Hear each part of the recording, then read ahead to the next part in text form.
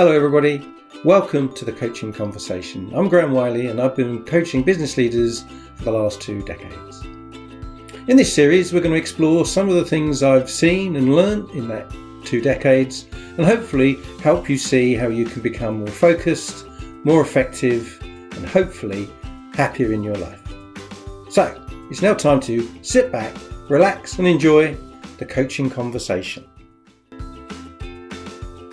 Hi everybody, in this coaching conversation I'm going to talk about imposter syndrome. What I'll do is I'll explore it and try and explain to you what it really is and how it shows up. I'll then share with you some experiences with people I've coached with imposter syndrome and take you through the experiences they had of how they found ways to overcome it. So what is imposter syndrome? Well, I've been reasonably surprised in recent times that imposter syndrome seems to be quite fashionable. It seems to be quite acceptable to be talking about it in a way where a few years ago that would not have been the case. And indeed, I'm not even sure people would have recognised the term, but they would have recognised perhaps the symptoms. Imposter syndrome is simply the point that you believe that you are not worthy of the job, the role, the responsibilities that you now hold. And for some people, these fears are not small, they're very serious, and they grow and grow and grow, and they compound in such a way as to create quite serious changes in behaviour. If you think about the fear that is at the root of all of this, it's the fear of losing your job. And the fear of losing your job then multiplies into what's that going to do to my lifestyle? What's that going to do to my standing with my friends and my colleagues? What's that going to do for my career? What's going to do the rest of my life? And clearly, that's bonkers. Clearly, that's a gross exaggeration. Because you're already successful. You wouldn't have got the job in the first place if you weren't trusted to do it. You wouldn't have got the job in the first place if you hadn't got a track record of achievement. However, if you do find yourself at the head of an organisation that could be in charge of hundreds of people, if not thousands, you could be responsible for one business or many. You could be responsible for things around the world, not just in the UK. So you could find yourself in a very elevated position that from humble beginnings you'd never thought would happen. And at that point you begin to think, why me? And in some ways, that's a good thing. In some ways, that degree of humility, that degree of self-regard is helpful because it keeps you on your toes. It makes you realise you're not perfect. It makes you realise you're not the finished article. And it will keep you pushing yourself forward and developing yourself in the best ways that you can. However, as I said, if it gets overblown and you begin to see things through a very distorted lens, the kinds of behaviours that you're going to start to express are going to get in the way of your success. The sorts of things that happen are clearly the stress that it drives can in itself be a bad thing and make you unwell. But equally, the behaviours that you start to adopt within the business, within the organisation, reflect your desire to protect yourself from being the imposter and being found out. So you'll find yourself not being able to delegate very well. You'll be frightened of things going wrong, and therefore you actually checking what people are doing or allowing them the space to take risks and do things won't happen. You'll also find yourself super hypersensitive to political criticism and failure. And that in turn may mean you become completely risk averse. And you just shut down any potential opportunity to fail. And we all know in business that failure is part of success. You've got to get it wrong to get it right. We also know, don't we, that as a manager, if you don't lead with confidence, if you don't lead with authority, then it's harder for people working for you to do their jobs. So all the time you're looking over your shoulder, they'll be looking at you back. These sorts of lack of confidence, these sorts of inward protection behaviours can in themselves multiply too. So the less delegation you do, the more double checking you do, the less time you spend actually doing the job you're supposed to be doing. The thinking time won't be there. The planning time won't be there. The pep talks with the team won't be there because you're just up to here with the work. If you're always adopting a defensive strategy in a meeting, if you're always looking to protect the situation and avoid criticism, you'll end up defending the indefensible in public, looking like a right fool. And I can go on with these examples. You can work it out for yourself. The truth is, this lack of self-confidence is usually with somebody who is absolutely capable and very, very self-confident on just about every other plane that you could imagine. They'll be great with customers. They'll be great with the team in normal circumstances. So how does this happen? Well, as I said before, it either happens the minute that you're promoted and you find yourself in a job that you're unfamiliar with and you feel at risk. If you're an ambitious person, if you're someone who's been through a series of promotions, you may suddenly find yourself grossly overstretched. You've been promoted far too quickly and you're at a point of seniority where you just feel as though you've gone right into the deep end with lead boots on. Well, in the end, somebody trusted you to do this. In the end, someone gave you that opportunity. They must have seen something. And they must have felt you were worth the risk. And so you've got to look at it from their perspective and deal with it from their point of view, which is they want you to succeed. So don't let this overwhelm you. And if you need help, talk to them. If you are somebody who's been in a very senior position for a long time and things have started to get a bit stale, or they're not going as you would like them to go, you might begin to have a self-doubt. You might begin to wonder why you're there. You may begin to wonder how you fix this, or can you fix this? And that will lead to a general malaise, a general feeling that you are not capable of taking the organisation further than it already is at. And that then builds on itself and builds on itself over time until you get to the imposter syndrome stage. Now, the organisation culture that you work in will have a major effect on this. If you work in a supportive organisation, the kind of place which wants you to succeed and wants to be part of your development, you'll find it easier to be open and making yourself vulnerable. And if you work in an organisation that is much more results orientated, that's much more fixated about winner takes all, and is a highly politically active organisation, this is going to be more tricky. Because obviously making yourself vulnerable, opening yourself up public to this, may well be used against you. You may well be very reluctant, therefore, to seek help.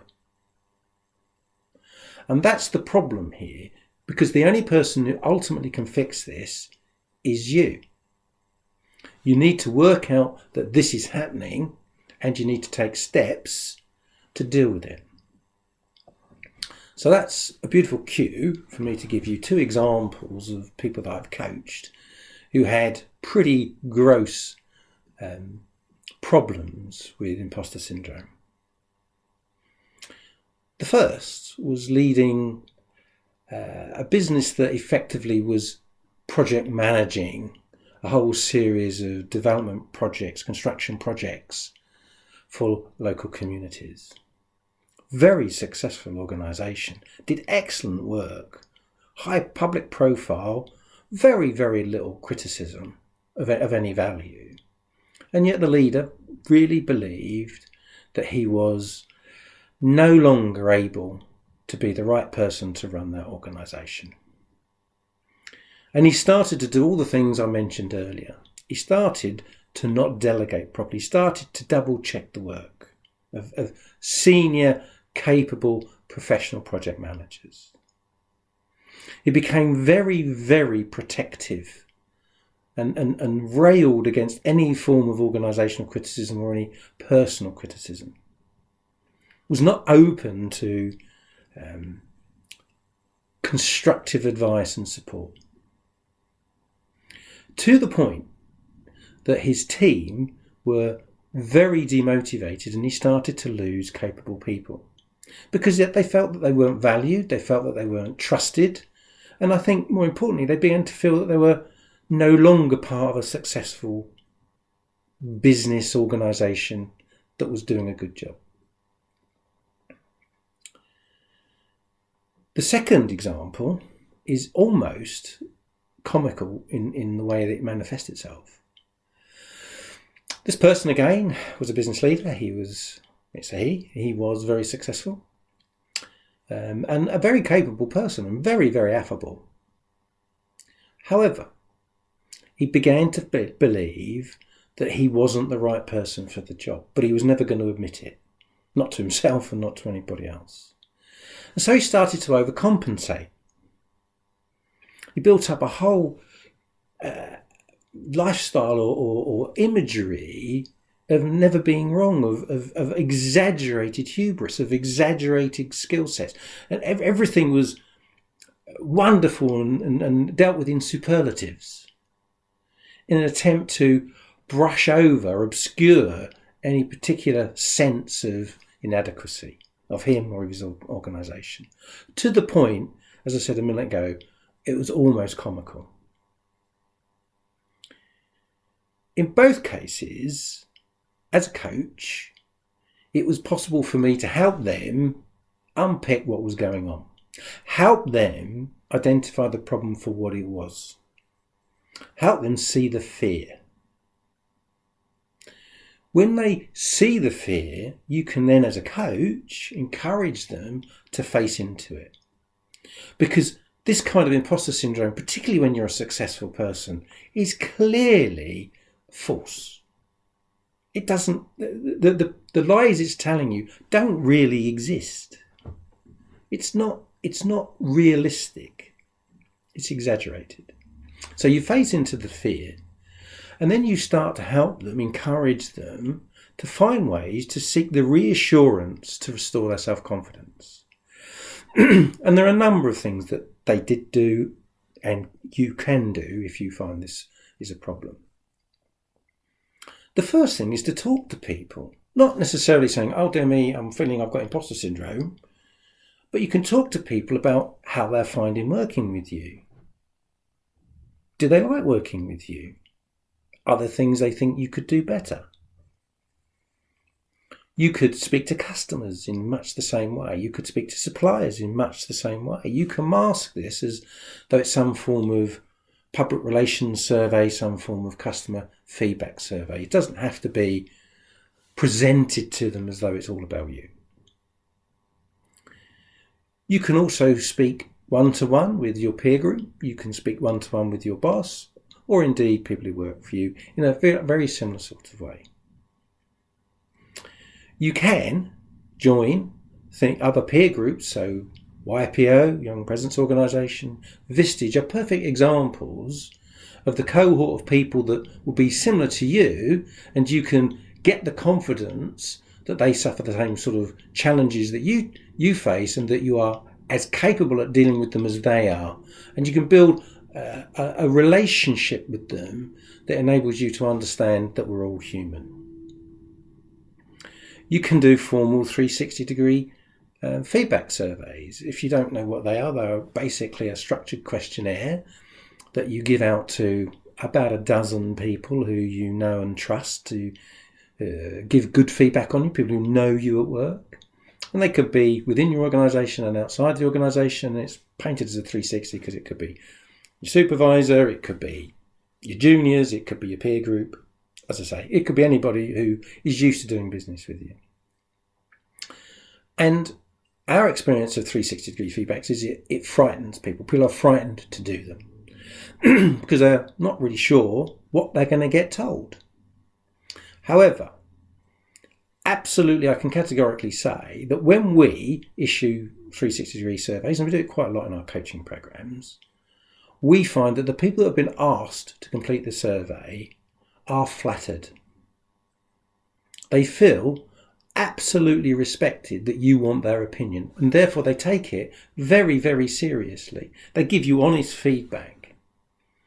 I don't think I've ever seen one where there's been a political response or some form of score settling or someone trying to make some kind of point.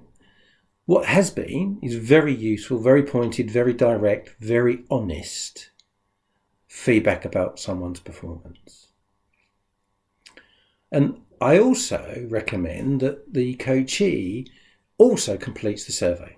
And so you therefore get 2 scores. You get what you think of yourself and what they think of yourself. And you'll be amazed, they're usually very, very aligned. Sounds ridiculous, doesn't it? But they're usually very, very aligned. What you think of yourself is usually what other people do when you fill it in objectively and honestly and not suffering from the syndrome. The way that you ultimately overcome imposter syndrome is going to be through rebuilding your self-confidence, celebrating the wins that you have, be they small, be they big, getting the reassurance from the people around you that they like working with you and you're good at what you do. And the long-term effect is one of trying to make sure you understand that you're as good as anybody else. And you just happen to be the fortunate one that has this opportunity to prove it. Now, it's not that I'm suggesting that you want to overcome imposter syndrome and replace it with ego. I do, as I said before, believe that a degree of humility, a degree with your feet on the floor, a degree of I'm only human is really helpful. It's part of what keeps you open to learning. It's part of what keeps you open to development. And that in turn knocks on through the organisation that you're running. So, imposter syndrome. Does it exist? Yes. Has it existed a long time? Yeah, forever.